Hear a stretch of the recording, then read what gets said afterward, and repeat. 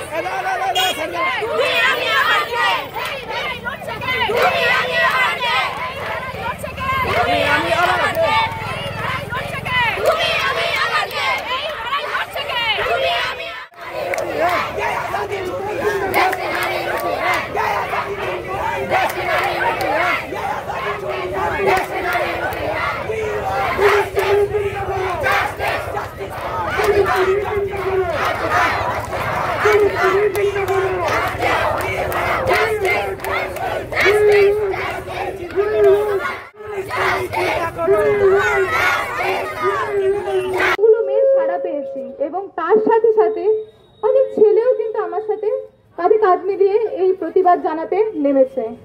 এই জঘন্য অপরাধের জন্য আমরা লড়াই ততদিন করব আমরা ধর্ষকের শাস্তি পাচ্ছি, সেটার জন্য এই লড়াই আমরা চালিয়ে যাব। তো আমার হিসাবে আমি বলছি, আমার মনে হয় আমরা করব জয়। shall overcome, we shall overcome, we shall overcome।